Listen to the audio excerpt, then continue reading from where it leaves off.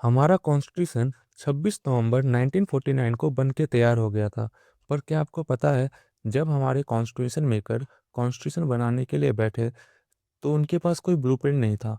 उन्होंने around 60 country के constitution को पढ़ा और उसमें से जो इम्पोर्टेंट फीचर्स थे उनको अडॉप्ट किया। अक्सर क्रिटिक्स कहते हैं कि इंडियन कॉन्स्टिट्यूशन एक बैग ऑफ बोरिंग्स है, यानी उधार का थैला है। But is it true? Doctor B R Ambedkar ने कहा था कि हमारा कॉन्स्टिट्यूशन बनाया गया है after ransacking all the known constitution of the world. हमने कॉपी पेस्ट नहीं किया है, हमने दुनिया के बेस्ट फीचर्स को इंडियन कंडीशन के हिसाब से मॉडिफाइड किया है। Hello everyone, welcome to article 315 IAS. आज के इस वीडियो में हम सोर्सेस ऑफ कॉन्स्टिट्यूशन को ऐसे डिकोड करेंगे कि प्रीलिम्स में आपका एक भी क्वेश्चन गलत नहीं होगा। Let's start. अगर हम सोर्सेस की बात करें तो गवर्नमेंट ऑफ इंडिया एक्ट 1935 के साथ साथ हमने और 10 कंट्रीज के कॉन्स्टिट्यूशन का हेल्प लिया था अपने कॉन्स्टिट्यूशन को बनाने के लिए। वो 10 कंट्रीज है British constitution, US constitution, Irish constitution, Canadian constitution, Australian constitution, Weimar constitution of Germany, USSR, French constitution, south African constitution and Japanese constitution. तो चलिए सबको डिटेल में देखते हैं कि हमने कौन कौन से कंट्रीज से क्या क्या लिया था। सबसे पहले याद रखिए कि हमारे कॉन्स्टिट्यूशन का स्ट्रक्चरल पार्ट यानी लगभग 75% हिस्सा गवर्नमेंट ऑफ इंडिया एक्ट 1935 से आया है।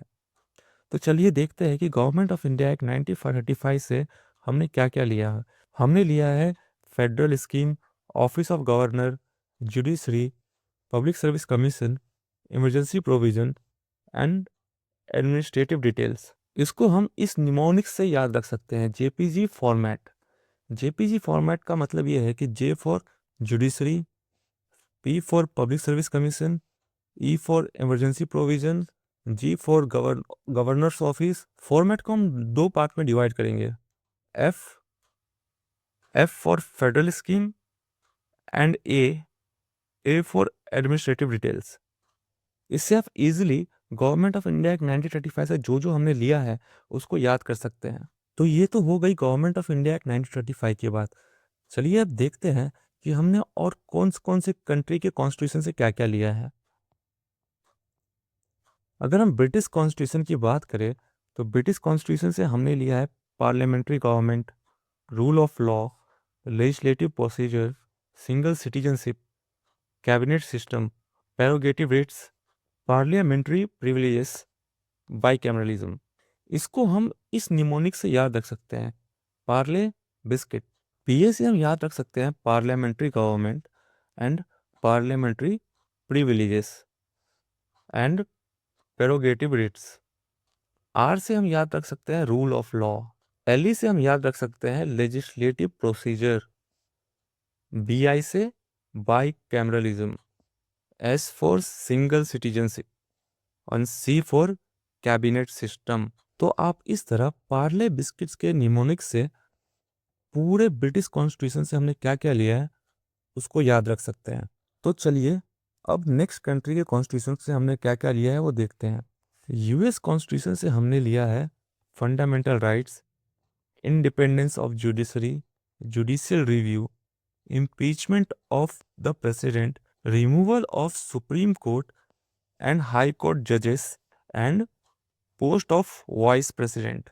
इसको आप इस निमोनिक से याद रख सकते हैं, police FIR.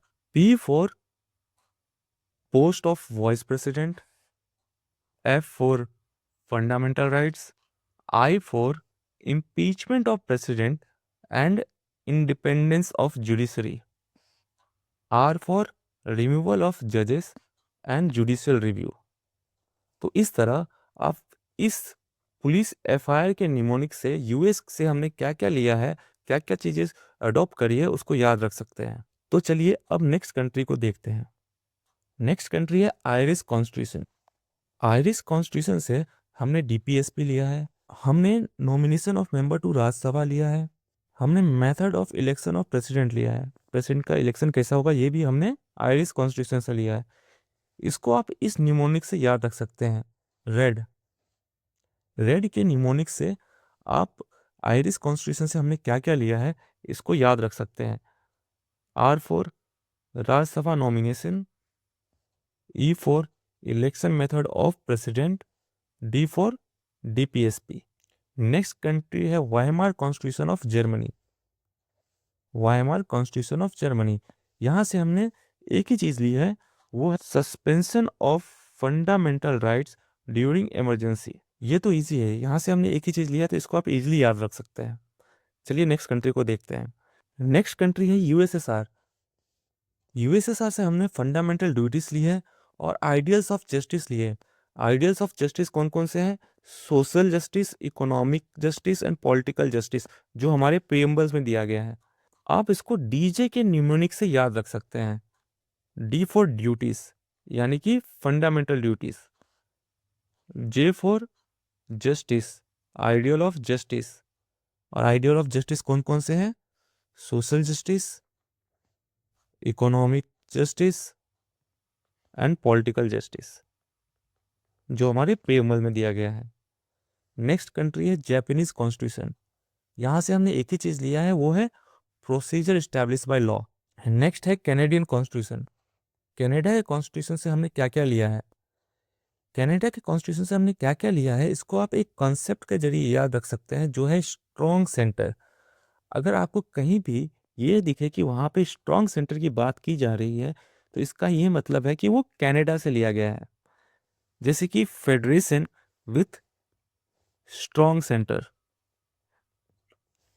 Wasting residuary power in the centre, appointment of state governor bye centre and advisory jurisdiction of the supreme court.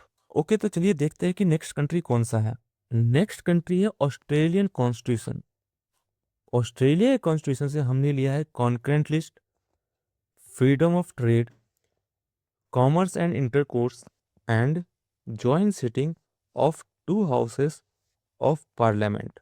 इसको याद करने के लिए आप एक काम कर सकते हैं, आप ऑस्ट्रेलिया के स्पेलिंग को ब्रेक कर सकते हैं। जब हम ऑस्ट्रेलिया के स्पेलिंग को ब्रेक करते हैं अलग अलग पार्ट में, तो यहाँ पे ये कुछ चीजें निकल के आती है। S for sitting, joint sitting of parliament. TRA, trap for trade and commerce. L for list, मतलब concurrent list. I for intercourse. Okay, तो आप इस तरह से ऑस्ट्रेलिया के स्पेलिंग को ब्रेक करके हमने ऑस्ट्रेलियन कॉन्स्टिट्यूशन से क्या क्या लिया है उसको याद कर सकते हैं। तो चलिए देखते हैं कि नेक्स्ट कॉन्स्टिट्यूशन कौन सी कंट्री का है। नेक्स्ट है फ्रेंच कॉन्स्टिट्यूशन। फ्रेंच से हमने क्या क्या लिया है?